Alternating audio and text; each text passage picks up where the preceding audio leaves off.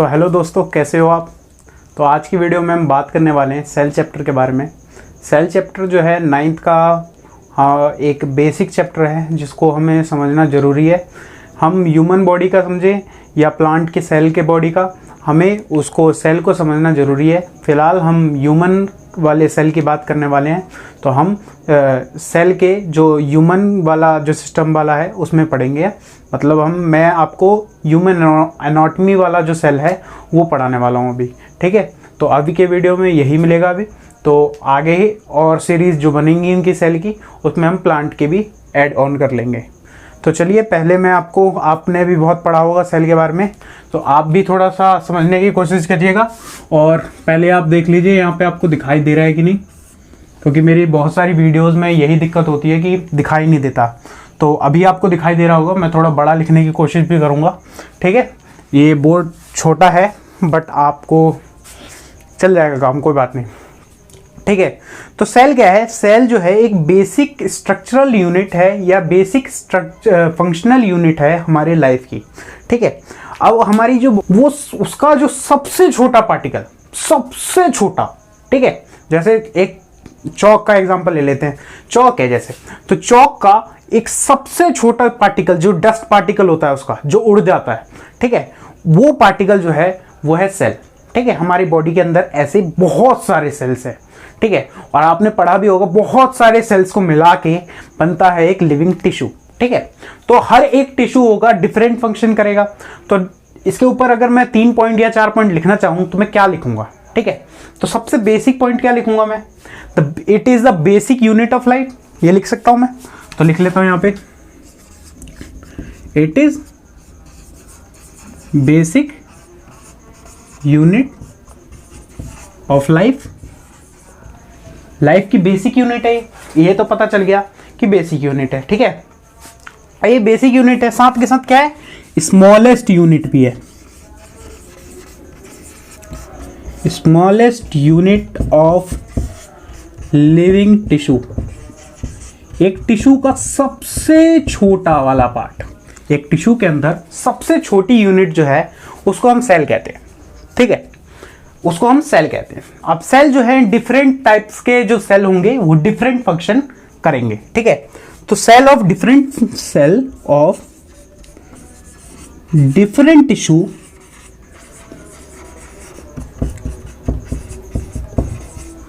Perform different functions.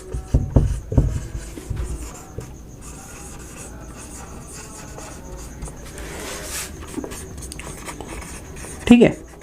अब ये cell दिखता कैसे है, ठीक है, उसके डायग्राम के ऊपर बात करेंगे। बच्चे ये जो थ्योरी है उसके ऊपर ज़्यादा ध्यान मत देना, जो कॉन्सेप्ट है उसको पकड़ने की कोशिश करना आप, ठीक है। कॉन्सेप्ट पकड़ना। थ्योरी क्या है? थ्योरी तो कुछ भी नहीं है, ठीक है। थ्योरी तो मैं आपको ऐसे ही बता दूंगा कि आपके दिमाग पे चढ़ जाएगी वो थ्योरी, ठीक है। थ्योरी नहीं, आपको डायग्राम समझना है। बायो में डायग्राम बहुत इंपॉर्टेंट है, डायग्राम समझना है। और डायग्राम के साथ साथ थ्योरी अपने आप आपको दिमाग में बसानी है, ठीक है। तो डायग्राम को याद करना है कि थ्योरी पूरी याद हो जाए, ठीक है। तो डायग्राम को इतने अच्छे से याद कर लेना है।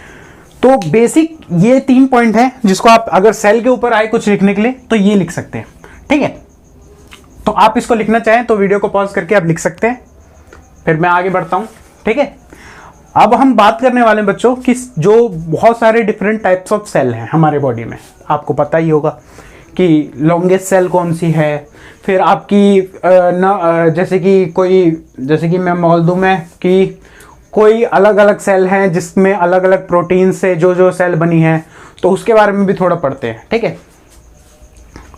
चलिए, आपने लिख लिया होगा, मिटा देता हूं मैं।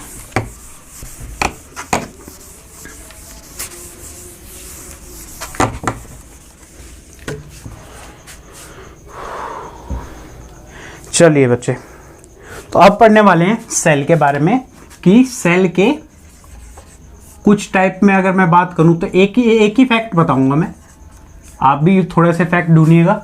और थोड़ा सा मैं इधर स्क्रीन पे प्रेजेंट भी कर दूंगा, जितने टाइप्स होते हैं आप उसका स्क्रीनशॉट अभी लिखने के बाद मेरे आ जाएगा यहाँ पे, तो आप उसको भी स्क्रीनशॉट एक साथ ही खींच लीजिएगा।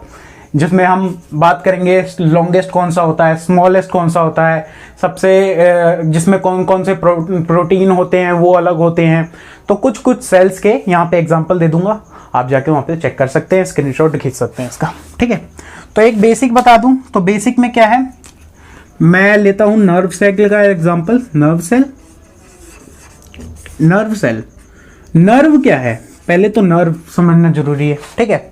नर्व सेल में आपको पहले नर्व समझना जरूरी है, ठीक है। नर्व सेल आपके बॉडी के अंदर आप देखते हैं, आपकी स्पाइनल कॉर्ड है, स्पाइनल कॉर्ड के अंदर नर्व्स है, ठीक है, नर्व्स है। और स्पाइनल कॉर्ड के अंदर नर्व्स भी नहीं है, स्पाइनल कॉर्ड के अंदर है क्या, स्पाइनल कॉर्ड के अंदर है क्या, नर्व्स है, ठीक है।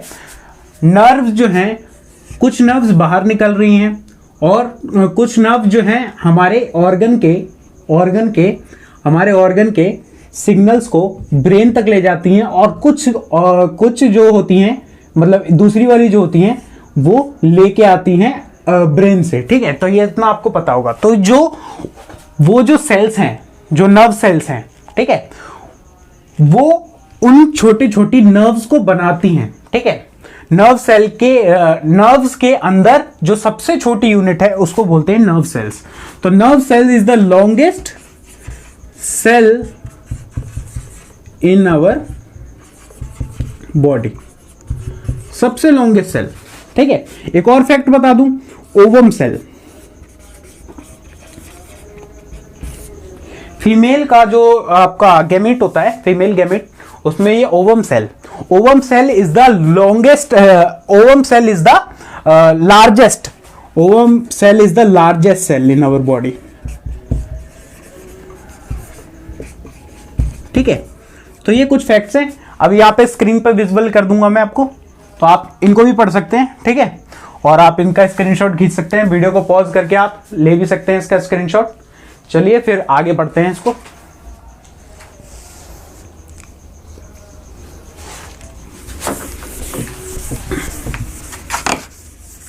अब बच्चे आते हैं सारी कहानी के ऊपर। कहानी जो है बड़ी सिंपल सी है, बट थोड़ी सी टेढ़ी है, क्योंकि किसी को समझ नहीं आती हो, और इसीलिए उन्होंने हवा बना रखा है अपनी तरफ से कि वो खराब है, ठीक है। सेल बहुत घटिया चैप्टर है ना, सेल समझ नहीं आता, ये हमारी परसेप्शन बना दिया है सोसाइटी ने। और सोसाइटी के अंदर बच्चे कभी भी सोसाइटी के ऊपर बातें मत माने करो, क्योंकि यार सोसाइटी जो है ना, आज तुम्हारे बारे में गलत बोल रही है, 4 दिन बाद तुम्हारे बारे में अच्छा भी बोलेगी, ठीक है। तो सोसाइटी को कोई चीज़ लेना मत, ठीक है, सोसाइटी ऐसी ही बोलते रहती है, ठीक है। तो देखो, सेल किससे बना है, पहली बात ये जानना जरूरी है। Cell is made of, cell बना किससे है, हमें ये जानना पड़ेगा, सेल बना किससे है, ठीक है। अब हमने तो ये मान लिया कि हमारी बॉडी सेल से बनी है, लेकिन सेल किससे बना है, सेल जो है वो किससे बना है। तो सेल किससे बना है, सेल की एक मेम्ब्रेन है, सेल मेम्ब्रेन, ठीक है। फिर आती है सेल के अंदर की साइटोप्लाज्म, और तीसरी चीज जो बहुत इंपॉर्टेंट है, वो है उसका न्यूक्लियस। तीनों चीज वैसे इंपॉर्टेंट है, ठीक है, cell membrane, cytoplasm and nucleus, ठीक है। Cell membrane, cytoplasm and nucleus, ठीक है। अब इनका काम थोड़ा थोड़ा यहीं पे पता कर लें। तो सेल मेम्ब्रेन क्या करती है, एनक्लोज करती है सेल को, एनक्लोज दी सेल, एनक्लोज मतलब बंद करने का काम करती है सेल को। यहां से अगर मैं मान लूं, साइटोप्लाज्म क्या है, साइटोप्लाज्म में एक फ्लूइड है, फ्लूइड और अ लिक्विड इन सेल। तो सेल के अंदर जो लिक्विड है पार्ट, उसको हमने बोला साइटोप्लाज्म, ठीक है। लेकिन यहां पे ये जो सेल मेम्ब्रेन है वो कर क्या रही है, साइटोप्लाज्म को बाहर आने से रोक रही है, ठीक है। तो ये एनक्लोज कर रही है, बंद कर रही है सेल को, ठीक है। तो सेल मेम्ब्रेन का काम पता चल गया, साइटोप्लाज्म का काम पता चल गया, ये क्या है, लिक्विड है, ठीक है। ये क्या करता है, ये फिल आउट करने का काम करता है। इसके अंदर ऑर्गेनल्स भी प्रेजेंट होते हैं, ऑर्गेनल कंटेन होते हैं इसके अंदर, ऑर्गेनल्स, ठीक है। ऑर्गेनल्स में आपके अभी पढ़ाऊंगा मैं एक एक करके, ठीक है। अभी जहाँ तक ये वीडियो जाएगा, अगर ये 15-20 मिनट का लेक्चर बनता है तो अगले पार्ट में भी इसको डिस्कस करेंगे, बाकी के पार्ट्स को, ठीक है। अभी जहाँ तक हो पाएगा उतना तो कर ही लेंगे, ठीक है। तो और ये लास्ट वाला क्या है, न्यूक्लियस। न्यूक्लियस के अंदर तो आपको पता ही होगा, न्यूक्लियस जो होता है यहाँ पे बीच में प्रेजेंट होता है, ठीक है। और इसके अंदर क्या होता है, यहाँ पे होता है genetic material, genetic material present होता है इसके अंदर, ठीक है। तो ये जानना बड़ी जरूरी है, ठीक है। सेल को हिंदी में क्या कहते हैं, सेल को हिंदी में कोशिका कहते हैं, ठीक है। सेल को हिंदी में जानना जरूरी है कि सेल को हिंदी में क्या कहते हैं, कोशिका कहते हैं सेल को। अगर यहाँ पे कोई बच्चा वहाँ से कॉम्पिटिटिव लेवल का आ गया है तो यार मैं आपको बता दूं कि थंबनेल में तो वैसे मैंने लगाया ही है कि सेल को क्या कहते हैं, कोशिका कहते हैं, ठीक है। और थंबनेल के ऊपर ही लगा के मैंने ये पूरी वीडियो बनाई है, ठीक है। तो आप देख रहे हैं, अभी तक आपको मजा नहीं आ रहा है तो अब मजा आएगा क्योंकि अब डायग्राम्स आ गए, ठीक है। अब इस थ्योरी को थोड़ा सा हटाते हैं और डायग्राम के ऊपर ध्यान देते हैं, ठीक है।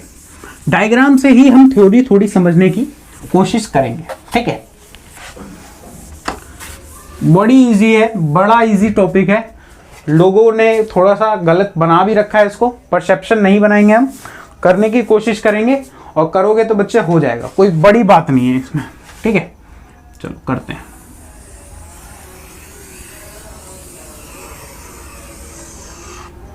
चलो ये है, क्या है, ये है सेल की मेम्ब्रेन, ठीक है। सेल की मेम्ब्रेन पता चल गई, सेल की मेम्ब्रेन पता चल गई। अब क्या करना है, ये है सेल की मेम्ब्रेन, तो इसको यहीं पे लगा लेते हैं। ये है cell wall, also known as plasma membrane और सेल मेम्ब्रेन, ठीक है। सेल मेम्ब्रेन तो कहती है, प्लाज्मा मेम्ब्रेन भी कहते हैं, ठीक है। बीच में आ जाते हैं, बीच में आ जाते हैं, यहाँ पे बना देते हैं न्यूक्लियस, ठीक है। न्यूक्लियस बन गया। साइटोप्लाज्म के अंदर मैंने बताया था ऑर्गेनल्स होते हैं, तो कौन कौन से ऑर्गेनल्स होते हैं ये, ठीक है। तो सेल वॉल जो है उसके बारे में अभी पढ़ेंगे, बट अभी अंदर वाला पार्ट पढ़ रहे हैं ना, तो न्यूक्लियस पढ़ लेते हैं पहले। तो न्यूक्लियस के ऊपर पढ़ लेते हैं, ठीक है। तो क्या है, आपको जानना जरूरी है कि न्यूक्लियस के ऊपर पढ़ रहे थे, है ना। तो न्यूक्लियस के अंदर क्या क्या होता है, पहली बात, न्यूक्लियस के ऊपर की कवरिंग जो है, ये जो कवरिंग है इसको न्यूक्लियस मेम्ब्रेन कहते हैं, न्यूक्लियर मेम्ब्रेन, ठीक है। इसके अंदर न्यूक्लियस होता है, ठीक है। और न्यूक्लियस के अंदर क्या होता है, मेन बात है ये, इसको न्यूक्लियस कहते हैं। ये ऊपर जो होती है वॉल, उसको न्यूक्लियर मेम्ब्रेन कहते हैं। इसके अंदर होता है आपका क्रोमैटिन, क्रोमैटिन होता है इसके अंदर, ठीक है।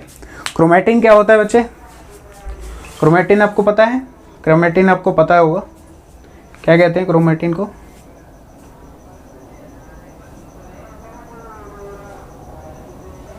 क्रोमैटिन को क्या कहते हैं, क्रोमैटिन क्या होता है, क्रोमैटिन एक कॉइल्ड क्रोमोसोम होता है, ठीक है। कॉइल्ड फॉर्म ऑफ क्रोमोसोम, ठीक है। सीधी सी बात में हम समझे तो कॉइल्ड फॉर्म ऑफ क्रोमोसोम होता है क्रोमैटिन, ठीक है। क्रोमैटिन समझ गए आप, समझ गए क्रोमैटिन। चलिए अब आगे बढ़ते हैं, ठीक है। अब आगे बढ़ते हैं, अब चलते हैं थोड़ा सा अंदर की तरफ, ठीक है। अंदर मतलब सेल के अंदर की तरफ चलते हैं, ठीक है। तो सेल के अंदर होता है साइटोप्लाज्म, साइटोप्लाज्म, ठीक है।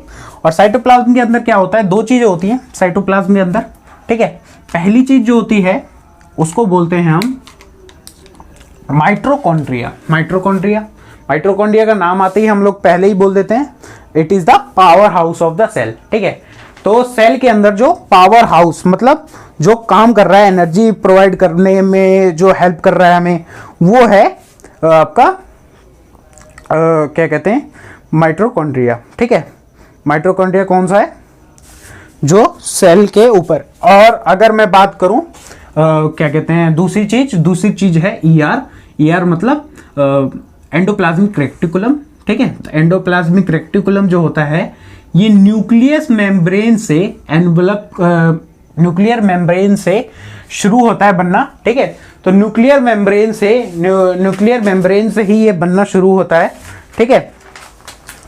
तो ये होते हैं आपके एंडोप्लाज्मिक रेटिकुलम, ठीक है। तो एंडोप्लाज्मिक रेटिकुलम ये होते हैं, अभी पढ़ाते हैं आपको एंडोप्लाज्मिक रेटिकुलम। आपने ये नोट कर लिया है तो लिख लीजिए, है ना। इसमें अभी पढ़ाना है एंडोप्लाज्मिक रेटिकुलम। तो एंडोप्लाज्मिक रेटिकुलम यहाँ से फॉर्म होना शुरू करते हैं, ठीक है, ऐसे ऐसे बनाते हैं। अब ये जो आगे वाला है और फिर एक पीछे इधर भी होता है, ठीक है। तो ये आगे वाला जो है ये डबल मेम्ब्रेन्ड होता है थोड़ा सा, ठीक है, डबल मेम्ब्रेन्ड होता है। पहली बात समझ आ रही है, पहली बात। दूसरी बात ये थोड़ा रफ वाला होता है, ठीक है। यहाँ पे मतलब आपको डॉट्स ज़्यादा दिखेंगी आपको, ठीक है। तो ये रफ होगा, ये रफ है, ठीक है। ये वाला जो है बिल्कुल स्मूथ है, आप देखो बिल्कुल स्मूथ है, इसके अंदर कोई वो नहीं पट्टी नहीं मिलेंगी। तो ये है स्मूथ एंडोप्लाज्मिक रेटिकुलम, ये है रफ एंडोप्लाज्मिक रेटिकुलम, ठीक है। ये है न्यूक्लियस मेम्ब्रेन। न्यूक्लियर मेम्ब्रेन के पास से ही वो बनता है, ठीक है, उसी को बोलते हैं एंडोप्लाज्मिक रेटिकुलम, ठीक है। अब देखिए कुछ छोटी छोटी सेल्स होती हैं, छोटी छोटी मतलब यहाँ पे कुछ कुछ बने होते हैं, ये पूरे साइटोप्लाज्म में फैले होते हैं। ये जो छोटे छोटे होते हैं इनको बोलते हैं माइक्रोट्यूब्यूल्स, ठीक है, माइक्रोट्यूब्यूल्स, ठीक है। माइक्रोट्यूब्यूल्स का क्या काम है, ठीक है। माइक्रोट्यूब्यूल्स का क्या काम है, इसके अंदर ये जो सेल की शेप है उसको मेंटेन करने का काम करता है, ठीक है। तो microtubules help in the maintaining the shape of the cell, ठीक है। It help in maintaining the shape of the cell, ठीक है। ये इसका काम करता है। फिर एक चीज आती है आपके इसमें डायग्राम के अंदर, जो यहाँ पे ही होती है। अब यहाँ पे जो बनने का टाइम आ गया, यहाँ पे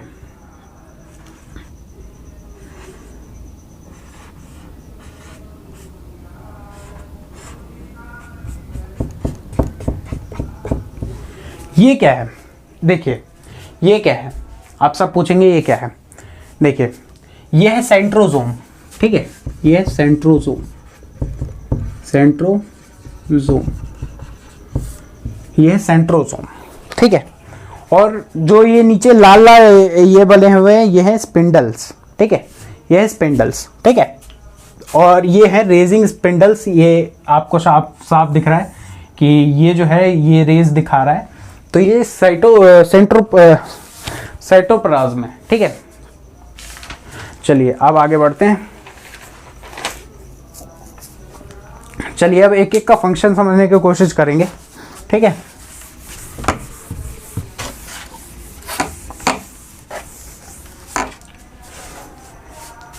चलिए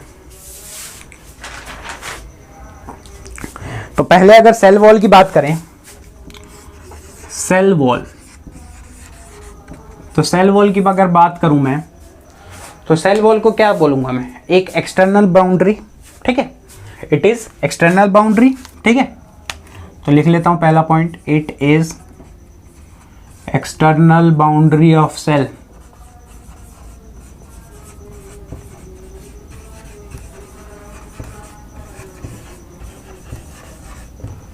पहला पॉइंट। दूसरा point, it is made of,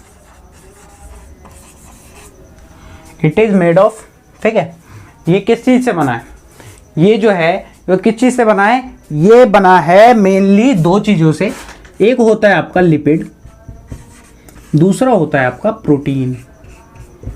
लेकिन अगर कुछ बुक्स में जाओगे, हम थोड़ा सा और अंदर जाएंगे तो वहां पे कोलेस्ट्रॉल भी मिल जाएगा आपको। एकदम डीप मीनिंग है जो मैं बता रहा हूं आपको। सेल की वॉल जो है वो किससे बनी है, ठीक है, क्वेश्चन आ जाता है, ठीक है। उसके बाद अगर मैं बात करूं ह्यूमंस के अंदर, तो it is double layer structure. इसके अंदर दो लेयर होते हैं, डबल लेयर स्ट्रक्चर। और लास्ट पॉइंट, अगर सेल वॉल के ऊपर अगर कोई क्वेश्चन आता है 4 नंबर का या 3 नंबर का, तो आप कैसे खत्म करेंगे? सेल वॉल जो होती हैं ये अलाउ करती हैं, it allows diffusion of substances, diffusion of substances. ये सब्सटेंसेस मतलब कोई भी पार्टिकल हो, कोई भी आपका एंजाइम्स हो, उनको सब्सटेंसेस को स्प्रेड करा देती हैं, ठीक है, स्प्रेड करा देती हैं, ठीक है। डिफ्यूजन जहां पे वर्ड आता है साइंस के अंदर, मैंने तो यही सीखा है, डिफ्यूजन का मतलब होता है स्प्रेड कराना, ठीक है। तो डिफ्यूजन जहां पे वर्ड आएगा वहां पे हम समझ जाएंगे इट इज स्प्रेड, ठीक है, मतलब कोई चीज को स्प्रेड कराना है, ठीक है। तो कोई भी अगर फॉरेन इन्वेडर आया या आपका एंजाइम आया तो उसको क्या करेगा, ये सेल वॉल फैला देगा, सेल की पूरी सतह पे, ठीक है, फैला देगा। ये क्या कर देगा, फैला देगा। तो आप वीडियो पॉज करके इसका भी कर सकते हैं, जल्दी कर लीजिए। चलिए मिटो देता हूं। अब बढ़ते हैं आगे न्यूक्लियस की तरफ। तो न्यूक्लियस का भी मेन फंक्शन जान लेते हैं पहले, क्या है न्यूक्लियस का भी मेन फंक्शन जान लेते हैं। तो न्यूक्लियस क्या करता है, ठीक है, न्यूक्लियस करता क्या है, न्यूक्लियस क्या करता है,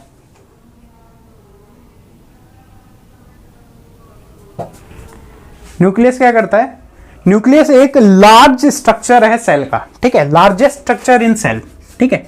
तो क्या लिख लूं, it is largest structure of cell. Cell का सबसे लार्जेस्ट स्ट्रक्चर जो है वो है न्यूक्लियस। न्यूक्लियस की शेप क्या है, स्ट्रक्चर की बात कर ली कि सबसे लार्जेस्ट है। इट इज कौन से स्पेरिकल शेप की होती है, सबको पता है ये बात, इट इज स्पेरिकल शेप्ड, ठीक है। आप इसको 9th के हो वो भी यूज कर लेना, अगर आप थोड़े से ऊपर लेवल के हो आप उसको भी यूज कर सकते हो। ये बेसिक वीडियो जो है ये अगर आप किसी भी ईयर में बच्चे हो, मतलब कॉलेज स्टूडेंट हो और ऊपर के मतलब फर्स्ट ईयर में हो, तो यार ये मेरे फर्स्ट ईयर के कुछ नोट्स ही हैं जिनके मैंने पढ़े हैं, तो मैं यहाँ पे अपनी रिवीजन कर रहा हूँ, आपको पढ़ा रहा हूँ। और 9th के बच्चे देख रहे हो तो यार आपके लिए तो ये बहुत अच्छी बात है। यहाँ से 4-4 नंबर के अगर क्वेश्चन आए या 3 नंबर के आए तो आप तो सीधा सीधा लिख दोगे, आपके टीचर कुछ नहीं कह सकते, क्योंकि ये बहुत अच्छे अच्छे पॉइंट्स मैं बता रहा हूँ आपको, ठीक है। उसके बाद क्या है, it is surrounded by, it is surrounded by nuclear envelope.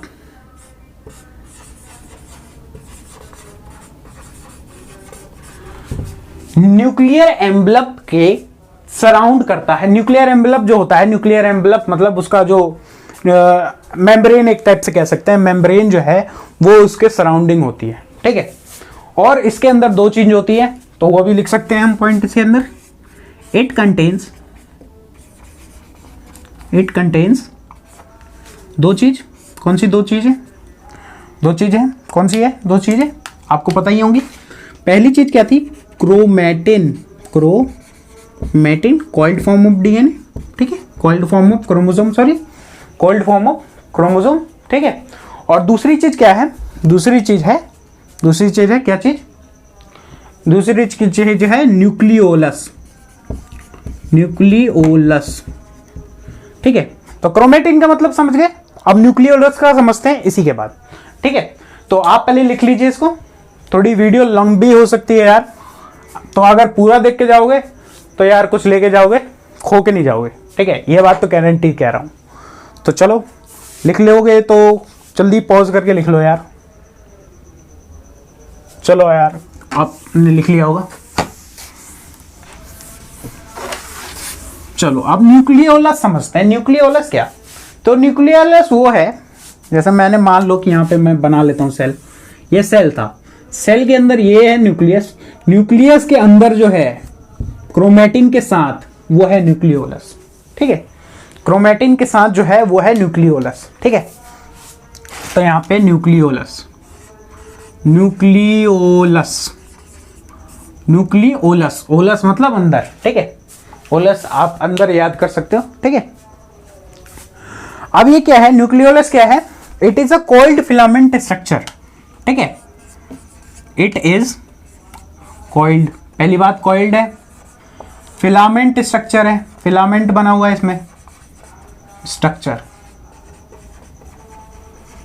ठीक है, it is called filament structure, ठीक है, नॉट सराउंडेड बाय मेम्ब्रेन, ठीक है। अब देखिए इसके अंदर न्यूक्लियोलस जो है इसके ऊपर कोई भी मेम्ब्रेन नहीं है, not surrounded by membrane, not surrounded by membrane, किसी भी मेम्ब्रेन से सराउंड नहीं है इससे, ठीक है, किसी भी मेम्ब्रेन से ये सराउंडेड नहीं है, और इसके अंदर ग्रेनुअल्स होते हैं, ग्रेनुल्स होते हैं, many granules, many granules are present, ठीक है, बहुत सारे ग्रेनुल्स प्रेजेंट होते हैं इसके अंदर, ठीक है। ग्रेनुल्स क्या होते हैं, ग्रेनुल्स आप मान सकते हो कि जैसे चीनी होती है ना, तो चीनी का ही एक फॉर्म मान सकते हो आप कि शुगरी शुगरी सब्सटेंसेस होते हैं ग्रेनुल्स जो सेल के अंदर होते हैं, ठीक है।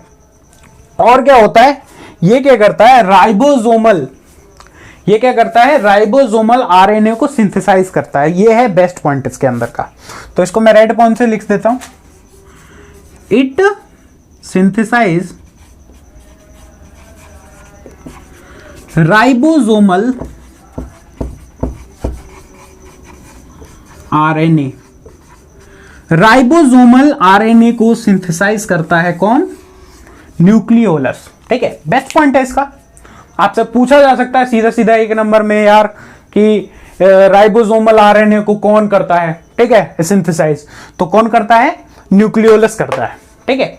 आपने अगर लिख लिया होगा यार, लिख लो यार, ठीक है, अगर लिख लिया होगा तो यार आगे बढ़ते हैं फिर वीडियो की तरफ, क्योंकि वीडियो वैसे ही अगर 20-22 मिनट की जा चुकी है अभी फिलहाल, तो यार थोड़ी सी आप भी देखो, चलो आगे बढ़ते हैं हम। चलो अब हमने पढ़ लिया था, अभी न्यूक्लियोलस पढ़ लिया, अब थोड़ा सा क्रोमैटिन के ऊपर ध्यान देते हैं। तो क्रोमैटिन क्या होता है, ठीक है, अभी हमने पढ़ा coiled form of DNA, same वही होता है, कॉइल्ड फॉर्म ऑफ डीएनए, ठीक है। तो थोड़ा सा और ब्रीफ करने की कोशिश करता हूं मैं आपको, ठीक है। आए हो तो यार बोला हूं ना कि आए हो चैनल पे तो कुछ लेके जाओगे, तो 10 यहाँ से आपको कम से कम चैप्टर का थोड़ा सा ब्रीफ मिल जाएगा कि चैप्टर समझने में आसानी होगी। चैप्टर जो बुक में लिखा हुआ है वो समझोगे तो यार पागल हो जाओगे, ठीक है।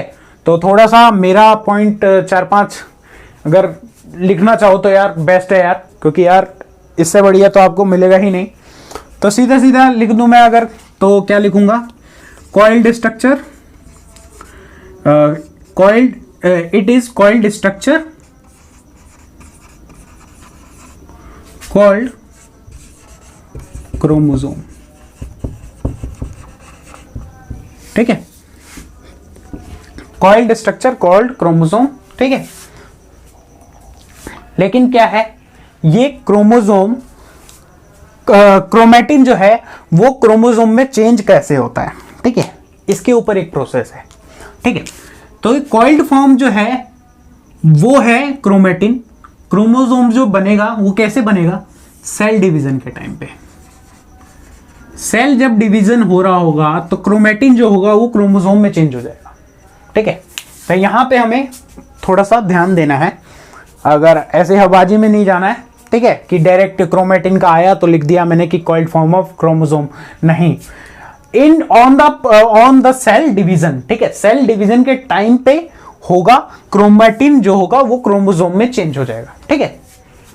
अब अगर क्रोमैटिन के ऊपर मैं अगर बेसिक 3 पॉइंट लिखना चाहूं तो क्या लिखूंगा, तो पहला पॉइंट लिखूंगा फाइब्रस, ये क्या है, फाइब्रस थ्रेड लाइक स्ट्रक्चर है, ठीक है, फाइब्रस थ्रेड लाइक स्ट्रक्चर है जैसे डीएनए, ठीक है, फाइब्रस थ्रेड लाइक स्ट्रक्चर, धागे जैसा, ठीक है। कैसे है ये, अगर मैं प्रॉपर्ली डायग्राम बनाऊं,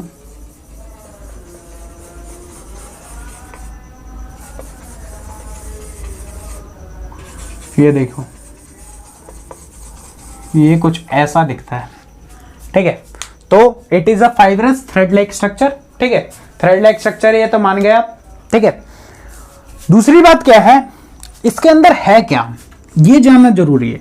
इट इज कंपोज्ड ऑफ, किससे कंपोज्ड है ये, कंपोज्ड ऑफ डीएनए से, प्लस इसके साथ कुछ प्रोटीन भी है, प्रोटीन भी है इसके अंदर, और क्या है, डीएनए भी है, ठीक है।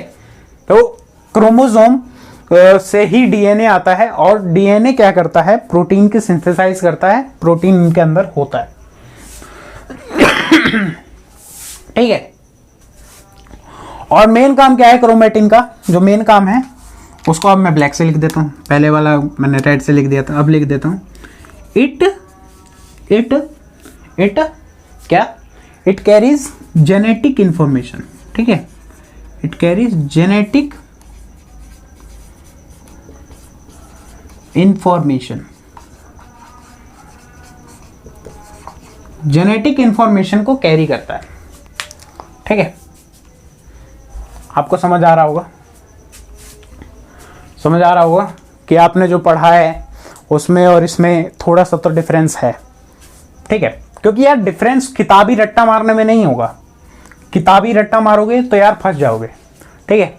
थोड़ा समझने की कोशिश करोगे, मैंने जो अभी पढ़ाया उसमें मेरे ख्याल से तुम्हें अभी भी समझ नहीं आया होगा, नहीं समझ आया होगा तो यार इसको लिख लेना अपनी कॉपी के, जो अपनी कॉपी के नोट्स होंगे, या फिर अपने जो आपकी एनसीईआरटी बुक होगी उसका सेल वाले चैप्टर खोलना, सेल वाले चैप्टर का डायग्राम खोलना, मेरे जो इतने पॉइंट्स लिखे हुए हैं उनको मिलाना, एक एक पॉइंट समझ आ जाएगा, तुम्हें दिमाग में बच जाएगा तुम्हारे, ठीक है। और दिमाग में बच जाएगा तो इन्हीं 4 पॉइंट को अगर 4-4 पॉइंट भी लिखोगे आप तो आपके नंबर टीचर काट नहीं सकते, ठीक है। चलिए अब आगे बढ़ते हैं, अब बढ़ते हैं बच्चों साइटोप्लाज्म के ऊपर। तो ये वीडियो यहीं पे होगी, साइटोप्लाज्म तक पढ़ लेते हैं आज, फिर अगली वीडियो में साइटोप्लाज्म के आगे हम कंटिन्यू करेंगे। साइटोप्लाज्म, ठीक है, साइटोप्लाज्म। तो व्हाट इज साइटोप्लाज्म, मैंने उसी टाइम पढ़ा दिया कि इट इज इट डू, क्या काम करता है, क्या करता है, ठीक है। तो it fill out the cell, ये भरने का काम करता है सेल को। सेल जो है वो ऐसे पिचकी रहेगी, तो उसके अंदर पानी अगर भरा रहेगा तो पिचकेगा नहीं, पिचकेगा, ठीक है। तो एक टाइप का फ्लूइड होता है जो इसके अंदर होता है सेल के अंदर, ठीक है। ये होता कहाँ पे प्रेजेंट, ठीक है। तो ये क्वेश्चन बड़ा आता है कि कहाँ पे प्रेजेंट होता है, तो न्यूक्लियर मेम्ब्रेन बीच में यहां पे होता है, और यहां पे क्या होती है, न्यूक्लियस, ठीक है। तो अगर मैं डायग्राम बनाऊं तो ये देखो, ये न्यूक्लियस, ये मेम्ब्रेन, बीच में यहां पे प्रेजेंट होता है साइटोप्लाज्म। और अगर तीसरा पॉइंट लिखूं तो तीसरा पॉइंट क्या है कि इसके अंदर होता क्या है, इट कंटेन्स, क्या कंटेन करता है, इट कंटेन्स, 2 चीजें कंटेन करता है ये, ठीक है। 2 चीज कौन सी कंटेन करता है ये, पहली कौन सी चीज है, पहली कौन सी चीज है, ईआर क्या, एंडोप्लाज्मिक रेटिकुलम,